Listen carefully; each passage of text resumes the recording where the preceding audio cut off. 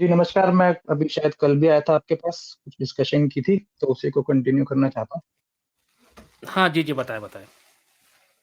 जी, तो देखिए, आप जो ये किताबें पढ़ रहे हो, जो शास्त्र पढ़ रहे हो आप, ये तो यकीनन गलत है और मुझे लगता है कि आजकल के ज़माने का कोई भी किसी भी जाति, किसी भी धर्म का इंसान होगा, इसको गलत कह देगा, किसी को भी परेशानी नहीं होगी। और इन शास्त्रों ने जो आपने पढ़ा है, ये किसी इंसान ने लिखा है और ये भी क्लेम नहीं करते कि ये भगवान ने लिखा है। मेरे हिसाब से हिंदू धर्म में वेदों के अलावा कोई ऐसा नहीं है, जो माना जाता है कि ईश्वर से वेद भी बोलते हैं खुद आए, ईश्वर ने नहीं लिखे। पर इनको इंसानों का ही लिखा हुआ माना गया और इनको मानना कोई ज़रूरी भी नहीं है। तो आप अ, इन शास्त्रों को जला दीजिए, फाड़ दीजिए, मुझे कोई परेशानी नहीं है, पर आप हिंदू धर्म को ही क्यों खत्म करना चाहते हैं? मेरा सवाल ये है। अब देखिए इसका बड़ा सरल सा जवाब है, हिंदू धर्म की आप कोई भी किताबें आप पढ़ें या सनातन धर्म की आप कोई भी किताब पढ़ें, शूद्रों के लिए उसमें क्या है? ये बताएँ। क्या है जी, शूद्रों के वेदों लिए? में क्या है? देखिए, ज्ञान है, वो ज्ञान शूद्र क्या देखिए, ज्ञान है? मैं शूद्र शब्द का इस्तेमाल नहीं कर रहा, आप कर रहे हैं। अगर हम किसी भी इंसान के लिए उसका अच्छा बाबा ज्ञान शूद्र जो है, लिखा उसके है ना अंदर वहाँ लिखा पर, हुआ लिखा हुआ है ना शास्त्रों में। क्या देखें, गीता में अभी लिखा है आप कि आदि 2023 में शंकराचार्य रह ने के लिखा है? क्या आदि आदि शंकराचार्य शंकराचार्य ने ने किसी ब्रह्मसूत्र को के शूद्र भाष्य में क्या कहा है? लिखा है? शूद्र कहा है लोगों आदि को? शंक अरे भैया ब्रह्मसूत्र भाष्य में खोल के दिखाऊँ आपको 1/3/36 का क्या लिखा है ब्रह्मसूत्र में? देखिए, आदि शंकराचार्य मैं की आपको मैं ये एक्सप्लेन करना चाहता हूँ आपको कि देखिए, जैसे दूसरे भारत के बाहर के धर्म हैं, जैसे क्रिश्चियनिटी, इस्लाम है, वहाँ पे किताब को मानना, उसके एक-एक शब्द को मानना ज़रूरी होता है। हमारे हिंदू धर्म में, बौद्ध धर्म में, जैन धर्म में, सिख धर्म का मुझे नहीं पता। इन धर्मों में हर किताब की एक-एक बात को मानना ज़रूरी नहीं है। आप अपना धर्म अपने दिमाग के अंदर, अपने मन के अंदर बनाते हैं। तो इसमें बहुत सी अच्छी बातें कही गई है, उनको मानने वालों से आपको परेशानी क्या है? देखें, किसी भी धर्म की कुछ कोर फिलॉसफीज़ होती हैं, है ना? तो कि वो आप अपने डिविनिटी तो ब्राह्मण क्लेम नहीं धर्म कर रहा ना, डिविनिटी बाबा क्लेम नहीं कर रहा, स्क्रिप्ट टेक्स्ट है। ब्राह्मण सुनिए, सुनिए, सुनिए। आपने कहा कि जो वेद है वो ईश्वर प्रदय है। वेदों में भी जातिवाद भरा पड़ा है, मैं भी आपको चैप्टर नंबर 30 खोल के दिखा दूँगा, आपको दिख जाएगा। उसके आप बाद प्लीज़ वेद में दिखाइए। चलिए मैं आपको दिखा देता हूँ, मैंने तो आपको उस दिन दिखाया था ना 30.6 में। देखिए, उसमें वो जो आपने मुझे दिखाया था, उसमें कहीं भी नहीं लिखा था कि ये कास्ट है, उसमें लिखा था इस तरह के इंसान अरे! होते हैं, अलग-अलग तरह के। इसमें वर्ण मेरे व्यवस्था भाई तो कहीं लिखी नहीं गई थी वेद में। अरे मेरे भाई मैं आपको दिखा देता हूँ, मैं आपको दिखा अब चैप्टर नंबर 30 आप प्लीज़ पूरा पढ़ें और 31.11 आप पढ़ें। मैं आपको दिखा देता देखिए, हूँ, ये अगर उसमें देखिए। होगा भी, तो मैं उसको नकारने के लिए रेडी हूँ। पर आप तो अच्छी देखिए बातों को पर कैसे वेद नकार तो दे रहे हैं? ईश्वर आप कह वाणी रहे है हैं कि ना। धर्म ही बंद कर वे दीजिए। आप परमात्मा, ईश्वर वेद जो बातें बौद्ध धर्म में भी कही गई है, उन सबको आप नकार देंगे क्या? गलत बातों की वजह से? अरे बाबा तो आप कुछ बुद्धिज़्म में सच्चाइयाँ तो क्यों जा लिखी रहे गई हैं? है। क्यों नहीं जाऊँ मैं बुद्धिज़्म में? मेरा ही धर्म है, मैं अपना ही धर्म अच्छा, मानता हूँ, बुद्धिज़्म को भी। तो आप बुद्धिस्ट हैं? मैं हिंदू हूँ, मैं आत्मा को मानता हूँ, परमात्मा को मानता हूँ और जो इस इलाके में लिखा गया ज्ञान है, जो ईश्वर के बारे में लिखा हुआ ज्ञान है, उस सबको अपना मानता हूँ, सब पे गर्व करता हूँ। ये आप देखिए 30.6 है, अभी वेदों में रहते हैं, फिर हम बुद्धिज़्म में भी चलेंगे, ठीक है? अब ये देखिए जी। 30.6 है, ये आप देख पा रहे होंगे 30.6 इसमें क्या लिखा है? हे जगदीश्वर अथवा राजन, आप नाचने के लिए क्षत्रिय से ब्राह्मणी में उत्पन्न हुए सूत को गाने के अर्थ गाने हारे नट को ये उत्पन्न करे। ये वो लिखा हुआ है आगे उत्पन्न करे। तो मुझे एक बात बताएँ कि नाचने के लिए क्षत्रिय से ब्राह्मणी में उत्पन्न सूत मतलब अगर क्षत्रिय लड़का है और ब्राह्मणी लड़की है, ये प्रतिलोम विवाह की अब बात हो रही है, तो ये सूत कैसे उत्पन्न हो रहा है और उसका काम जो है नाचना क्यों है? ये तो ईश्वर कह रहा है ना, कि सूत का काम तो नाचना देखिए है यहाँ पर। देखिए, मैं इसको अच्छे से समझ नहीं पा रहा हूँ और मैं इसको नकारने को तैयार हूँ अगर इसमें ऐसा कुछ लिखा गया है तो। बाबा पढ़े ना सो क्या लिखा है? नाचने के लिए इसमें लिखा गया है क्षत्रिय से ब्राह्मणी देखिए में उत्पन्न हुए सूत को। इसका मतलब क्या हुआ? जी, मुझे लग रहा है कि क्षत्रिय जो मर्द होगा, कोई फाइटर होगा और कोई औरत होगी जो स्कूल से होगी जहाँ पे हुँ, शिक्षा-विक्षा की बातें चलती होंगी, उनका जो बच्चा पैदा हुआ होगा, उनको नाचने का वो काम सूत के बारे में कहलाएगा ना, लिखा गया है। उसको नाचने का काम दिया लिखा है, जाएगा। तो मैं इसको तो मान रहा हूँ, इसका मतलब क्या मैंने हुआ? कब नहीं, नहीं, इसको माना। सुनिए, सुनिए प्रियंक जी, इसका मतलब ये हुआ कि आपका ईश्वर ये उपदेश दे रहा है कि अगर किसी क्षत्रिय से ब्राह्मणी में अगर कोई बच्चा पैदा होता है, तो उसका काम क्या है? उसका काम है नाचना, क्योंकि ईश्वर कह रहा जी, है ये। 2 सेकंड। आप ये किस में लिखा गया है प्लीज़ बताएँगे मुझे?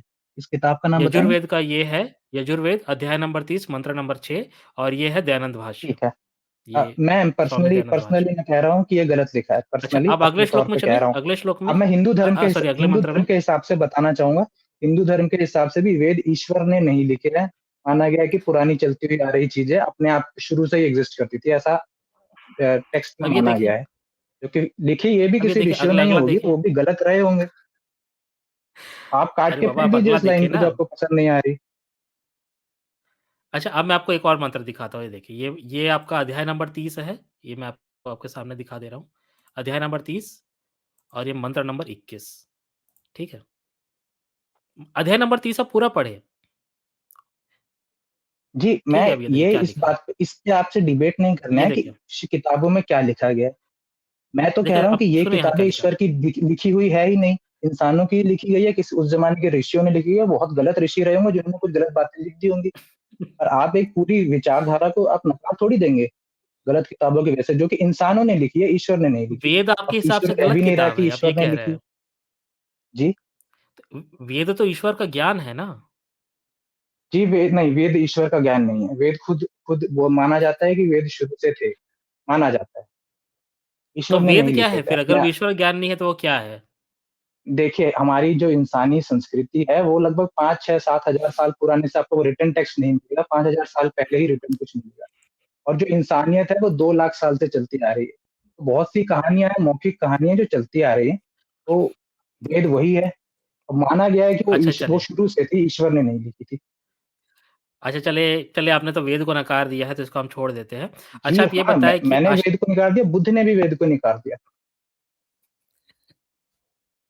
और हिंदू ने फिर अच्छा उनको विष्णु का अवतार मान लिया रुके, था, तो रुके, रुके। गलत तो हमने उनको भी नहीं माना जिन्होंने वेद को नकार अरे दिया। महाराज 2 मिनट रुकिए ना।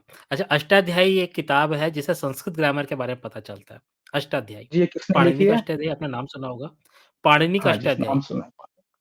नाम जी, सुना है ना? ये संस्कृत ग्रामर की बुक है, आपको पता है ये। अब जी मुझे एक होंगी, बात बताइए कि मैं ग्रामर इतना की डिटेल में नहीं जानता। अब किसी ग्रामर की बुक में देखिए, जैसे हम हिंदी की ग्रामर की किताब पढ़ते हैं, इंग्लिश की ग्रामर की किताब पढ़ते हैं, तो ग्रामर से हमको जी, समझ में आता है कि भाषा मतलब कैसे हमको सीखनी है। तो अगर जी। संस्कृत भाषा जो है, वो सब लोगों के लिए बराबर है, तो संस्कृत की ग्रामर की किताब में तो कम से कम जातिवाद नहीं होना चाहिए, करेक्ट? देखिए, संस्कृत भाषा पाणिनि ने नहीं बनाई, उन्होंने जो समाज में चल रहा होगा उसको लिख दिया होगा। मैं तो संस्कृत भाषा को कोई महान भाषा नहीं मान रहा हूँ। अ, मेरे भाई, पहले कोई बोली होती है, देखिए, ठीक है? व्याकरण कब लिखा जाता है?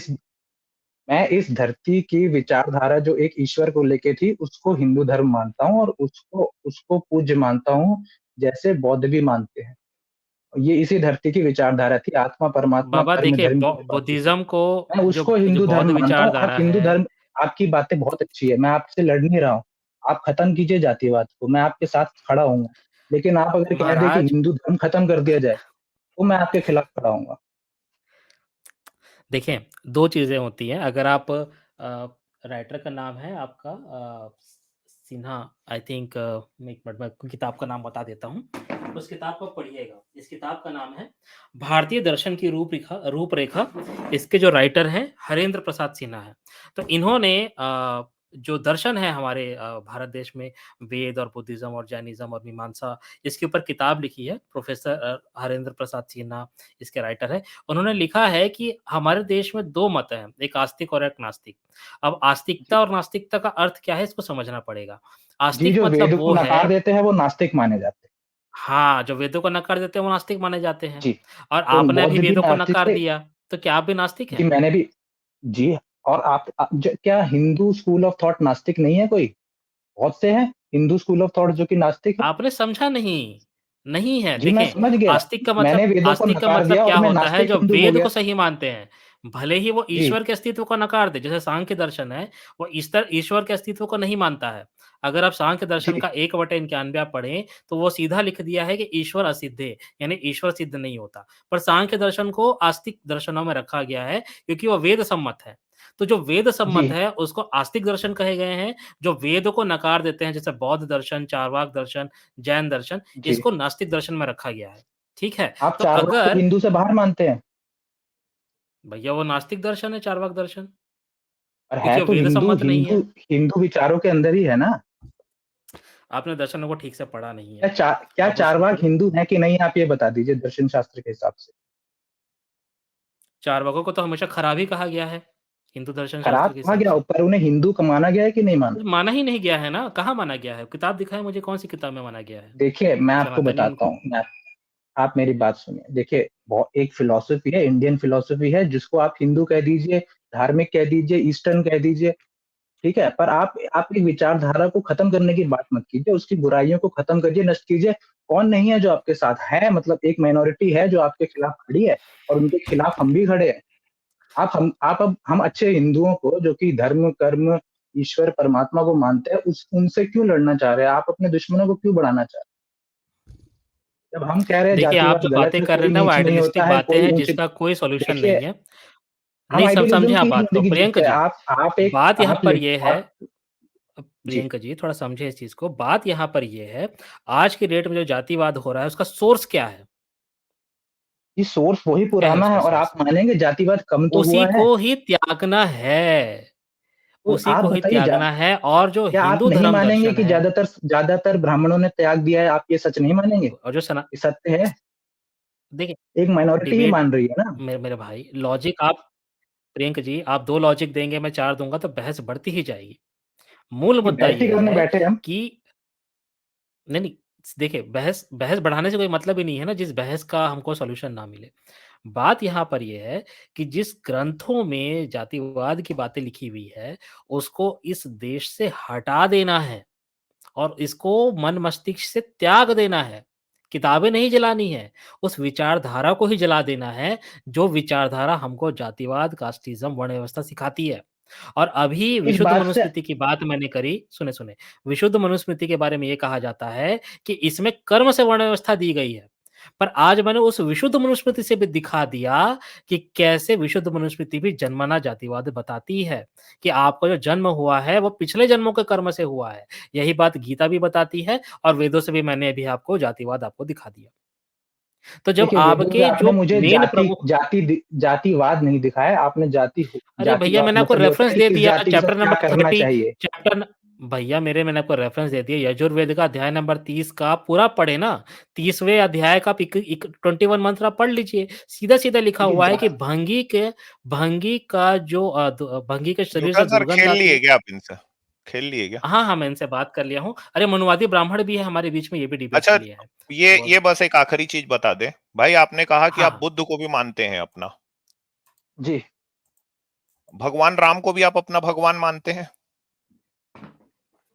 जी, भगवान राम की कहानी तो हिंदू धर्म से भी पुरानी है, तो मैं उसको कहानी का कैरेक्टर मानता हूँ, और एक जो अगर उस उनसे रिलेटेड कोई अच्छी बात है तो जलेबी उनको ना ज़रूर बनाए ना, मानता सीधा हूँ। कहें 1 ना मिनट हाँ या ना। न्यूटन सर, बस एक लास्ट अपन हाँ, हाँ। चल रहे हैं ना। हाँ सर, हाँ सर।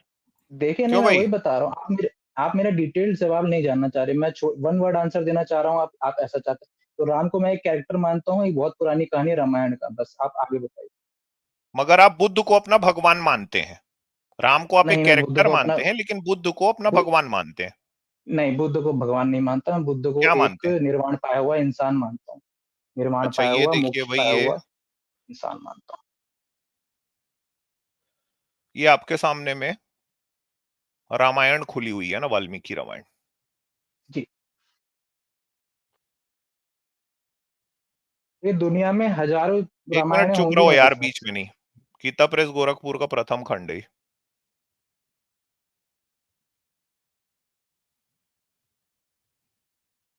काफी आपने बात की, हम तो चुप ही चाप बैठे थे यार।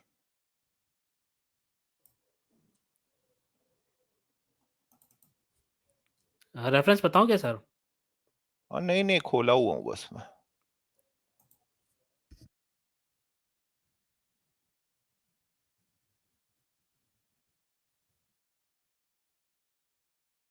हाँ, क्या है वो बताइए रेफरेंस, न्यूटन सर। वो बालकांड का 109 सर्ग, चलिए हाँ ये आ गया मेरे पास। हाँ भैया देखो, ये राम कह रहे हैं बुद्ध को अयोध्या कांड में 109:34 में कि यथा ही चोर स तथा ही बुद्ध तथागतम नास्तिक मित्र विधि। तो ये कह रहे हैं राम की जैसे चोर दंडनीय होता है, उसी प्रकार बुद्ध भी दंडनीय है।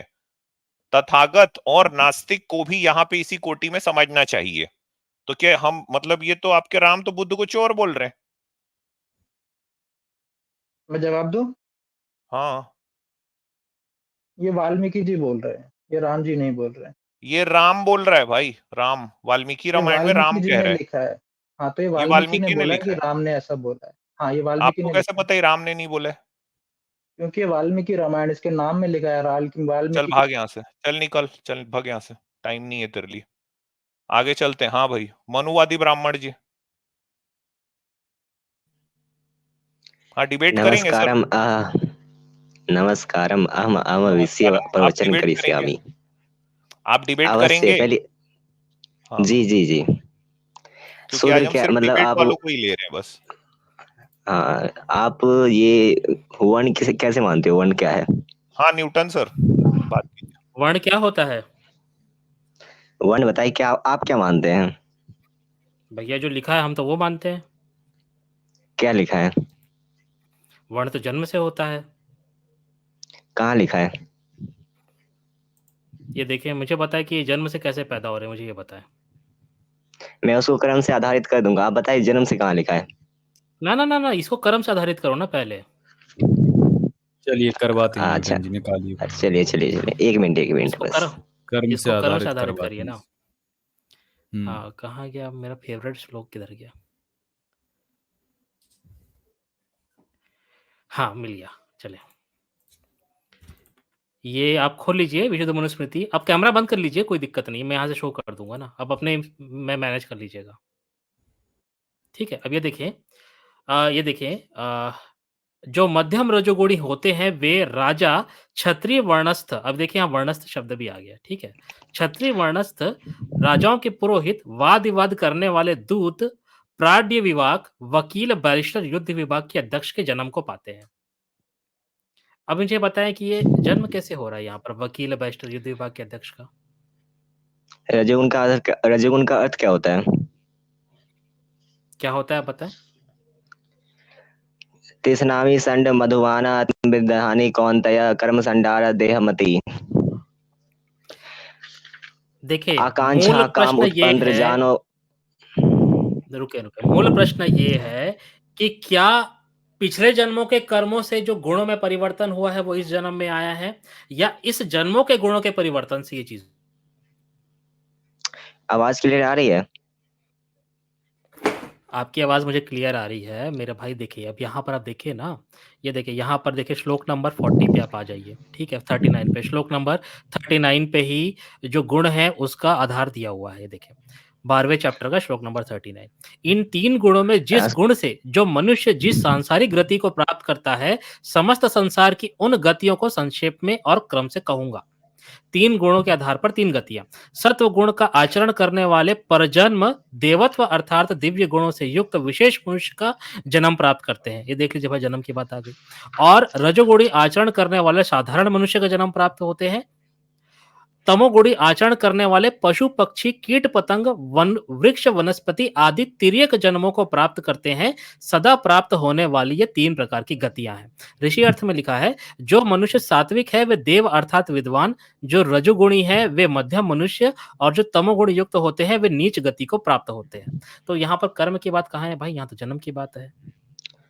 भगवत गीता 14वां अध्याय 5वें से लेकर 8वें तक श्लोक पढ़िए। 5वें अध्याय में कहा गया है सतन वो मुझे रजनम पता इति है। गुणवान हाँ रुके हाँ, जब तुम्हें मनुवादी पता है। ब्राह्मण जी, इसका मतलब, रुके मनुवादी ब्राह्मण जी, इसका मतलब ये है कि यहाँ जो जन्म की बात लिखी हुई है ये प्रक्षेप है, आप ये कह रहे हैं? चलिए ठीक है, मनुस्मृति भी करते हैं। मनुस्मृति 1295 निकालिए। नहीं तो यहाँ पता है ना, पहले 12वां 1295 चले। इसका खंडन जो है वो 1295 में है। आपकी आवाज कट रही है। मेरी आवाज कट रही अरे है? नहीं भाई, तुम्हारी आवाज कट रही है यार। मनुवादी ब्राह्मण खुद का यार आर्य माइक ठीक समाजात करो। त्वम, तुम आर्य समाजात।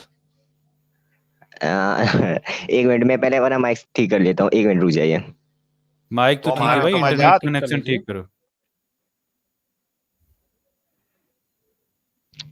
2 मिनट रुकिए, मैं अपना माइक सेट कर लेता हूँ। हाँ अरे हाँ, सही सेट है कर भाई, लीजिए, बोलो, कोई आवाज दिक्कत आ नहीं रही है। है अभी। चलिए मैं भी एक श्लोक अच्छा, आ तुमको रही है ना? दिखाता हूँ। हाँ मैं इसको स्टॉप कर दे रहा हूँ। और इन्हें पिक एंड चूज वाला ऑप्शन बिल्कुल ना दें भाई। ऐसा नहीं होता कि जो श्लोक आप चाहें वो, बाकी के भी तो आपके उसी धर्म ग्रंथों से आ रहे हैं, उन्हीं धर्म ग्रंथों से आ रहे हैं, तो उनको आप इग्नोर करके जो आप चाह रहे हैं उन ये पे जा रहे 95 हो। ये मैंने खोल दिया है। हाँ चलो ये भी मनुस्मृति देख लो, वो मनुस्मृति खोल दो पहले, ये देखो भाई, हाँ एक ये मिनट देखो आजाद, इसका। उसके पहले आप नहीं, बस मनुस्मृति में बात कर एक लेते हैं ना एक इस लाइन पे। बस मैं बोल दूं, पूछ लो भाई। हाँ हाँ हाँ हाँ हाँ भाई, ब्राह्मण गुड्डा अच्छा भैया। ये स्कंद पुराण, अच्छा किम त्वम पौराणिकता मा सिद्ध करें। श्रोतुम शक्नोषि, किम त्वम माम श्रोतुम शक्नोषि। ये कौन सा है? ये त्वम स्कंद आर्य पुराण है। समाजात, त्वम आर्य समाजात। आर्य का अर्थ क्या होता है? किम त्वम दयानंदम अरे भाई अनुसृत्य, जो पूछा जा रहा है उसका आंसर दो। किम त्वम दयानंदम अनुसृत्य। क्या पूछ रहे हैं इसमें? शूद्राचार संयुक्तता दरुता परिजनवते, इसमें क्या पूछ रहे हैं ये किम बताएं। त्वम आर्य समाजात, किम त्वम अरे दयानंदम भैया वो अनुसृत्य, भाई त्वम इसको माम संस्कृत नहीं श्रोतुम आती, वो हमको ही शक्नोषि। दिखा रहा था। उपदेशी महानंद दोषम उपाधस्य विघते यदि चोति दिशते यूपे किम त्वम शूद्रार्यन्ति जुजुपूजसि, किम त्वम जुजुम पूज्यसि। तिवारी जी ये बहुत गलत, पहले बता रहा हूँ, ऐसी अष्टहास ना किया कीजिए। मैं यहाँ अभिमुख नहीं आर्य हूँ, मैं समाजात, विपक्षी बन के त्वम आया हूँ। त्वम आर्य समाजात, तो किम मतलब तब त्वम मतलब ब्राह्मणस्य तथा, तो इसमें क्या पुत्रम, कह रहे हैं? किम त्वम ब्राह्मणस्य पुत्रम। अरे तिवारी जी ऐसे मत कीजिए, थोड़ा पे यार आइए। ये तो चलो आप बात कर लो यार, इसको तो संस्कृति नहीं हाँ आती हाँ यार। मैं जिसको मैं इनको संस्कृत नहीं आती उससे बात नहीं करता यार। आगे चलते हैं। हाँ भाई आप बात मैं अरे करो। 1295 तम का तथा मैं होता है। 1295 खोल देता हूँ आपके लिए। मैं 1295 1295 खोलिए। खोल हाँ देता हूँ। आप दिखा। हाँ मैं टॉक टू मी इन 1295 खोल दे रहा संस्कृत हूँ। ओनली। ये अच्छा 1295 है, बताएं तिवारी इसके जी, बारे में क्या लिखा है। चलिए पहले चैप्टर बाद में नंबर तिवारी 12 जी है, से बात द्वादश कर लेते हैं अध्याय। संस्कृत में। नहीं नहीं, रुके पहले इस पे बात कर लेते हैं ना, क्या लोगों का भी इसको थोड़ा सा पता चलेगा, उनका भी ज्ञान वृद्धि होगा। ये द्वादश अध्याय है, ये श्लोक नंबर 95 है। हाँ बताएं इसके बारे में क्या बता रहे थे। खोल दिया मैंने, लीजिए। आह, ये इधर लिखा हुआ है, हाँ यहाँ पढ़े यहाँ उसे, पर। उसको पढ़े। हाँ हाँ, संसार में जो वेदोक्त धर्म के अनुकूल स्मृतियां हैं, अर्थात धर्म नियम नहीं है और भविष्य में नहीं होंगे, और जो कोई वेद विरोधी विचार है अथवा होंगे, वे सब निष्फल है, उत्तम कर्म फल देने वाले नहीं है, वे परलोक में निश्चित रूप से तमोगुणी दुखमय जन्म को प्राप्त कराने वाले माने जाते हैं। हाँ ठीक है, इसको क्या हाँ करेंगे आप? इसका भावार्थ आप क्या क्या है इसका समझे? मतलब? इसमें ये जो बता भी रहे हैं वेद कि भैया संसार में जो भी वेद विरुद्ध बातें लिखी हुई है, वो धर्म नियम नहीं है, यही बात लिखी हुई है इसमें। अब जहाँ मनुस्मृति में, भगवत गीता में, रामायण में, महाभारत में, वेद छोड़ के जहाँ भी आपको वेद विरुद्ध मिल जाए वो रुके परमान्य नहीं माना मनुवादी जाएगा। ब्राह्मण जी, नहीं मनुवादी ब्राह्मण जी, हाँ। ये विशुद्ध मनुस्मृति है। विशुद्ध मनु ये आप पूरी मनुस्मृति नहीं है ये विशुद्ध कोई सी मनुस्मृति है। मनुस्मृति और खोल इसमें लीजिए। जो विशुद्ध मनुस्मृति में जो वेद विरुद्ध बातें हैं, उसको ऑलरेडी प्रक्षेप मानकर छोड़ दिया गया है, और उसके बाद मैं आप कोई प्रक्षेप हटा के जो मूल श्लोक है मैं उसमें से आपसे सवाल कर रहा हूं। मतलब आप फिर ये माने कि विशुद्ध मनुस्मृति में भी प्रक्षेप है और ये मिलावटी है, आप इसको मान लीजिए आप। मैं कह रहा हूँ कोई सी मनुस्मृति उठा लो, वहां पे खुद लिखा गया मिलावट है है ना, जो भी वेद विरुद्ध मतलब जो है। मतलब जो पूर्ण मनुस्मृति है वही सही है, और ये जो कर्म से वर्ण बदलने वाली बात है ये झूठ है, क्योंकि आपकी ही मनुस्मृति में जन्मना बातें हैं। मैं आपको अभी दिखा देता हूँ, ये देखें। मैं कह रहा हूँ आप कहीं से भी उसको जन्म से सिद्ध नहीं हुए, उसमें बिल्कुल ही खंडन हो जाएगा। आप निकालिए कहाँ से जन्म से सिद्ध करोगे? यार ये देखे ना, ये पढ़े आप, द्वादश अध्याय का मैं 52 श्लोक आप किमपि न पढ़े। जानति। ये देखिए द्वादश नेटवर्क इशू अध्याय है का क्या? 52 नेटवर्क इशू? श्लोक है। मेरी आवाज क्लियर नहीं आ रही है, कुछ दिक्कत है? अरे भैया इनका ही नेटवर्क इशू रहेगा और त्वम किसी का नहीं है किमपि न भाई, ये देखिए तुम्हारे। जानसि। ना, ये देखिए ना मेरे भाई, द्वादश अध्याय का 52 श्लोक है। क्या लिखा देखे, विषयों में आसक्ति से और अधर्म सेवन से दुख रूप जन्मों की प्राप्ति। अब यहां भी जन्म की बात आ रही है। इंद्रियों में तो आसक्त होकर रहने से और धर्म को छोड़कर अधर्म करने वाले जो अविद्वान हैं, वे अधम मनुष्य है और मरने के बाद पुनः संसार में पापमय अर्थात दुखमय जन्म को पाते हैं। तो यह कर्म की बात क्या हुई भाई? इसमें यह हो रहा है कि आप इस जन्म में जो कार्य करेंगे उसका फल आपको अगले जन्म में मिलेगा। और इस वेद विरुद्ध है। जन्म में आपके साथ जो बुरा हो रहा है वो पिछले जन्मों के कर्मों का फल है। इसका मतलब ये है। अब ऋषि व्याख्या विरुद्ध है। में वही लिखा हुआ है। ये वेद विरुद्ध वेद है। विरुद्ध है। ये हाँ, वेद विरुद्ध है ना? है ना? जहाँ भी मतलब पूर्ण जो जन्म, जहाँ हमारे भी अवतारवाद, तो जहाँ भी ये पूर्ण तो जन्म, इसको जहाँ भी अवतारवाद, जहाँ भी मूर्ति पूजा आए, वो वेद विरुद्ध है। उसको नहीं तो मानना यहाँ है। ये और ये लिखा हुआ मनुस्मृति है खुद कहती है। ऋषि, मेरे भाई ये देखिए ऋषि व्याख्यात सत्यार्थ प्रकाश समोल्लास नंबर 9 ये लिखा हुआ है। देखिए ऋषि व्याख्यात साहेब वेद सत्यार्थ विरोधी प्रकाश समोल्लास 9 मतलब ये सत्यार्थ प्रकाश वेद विरोधी आप ये कह रहे हैं? अच्छा, सत्यार्थ प्रकाश में क्या लिखा है? ये आप देखिए ना, ये क्या लिखा है यहाँ पर देखिए 52 श्लोक है।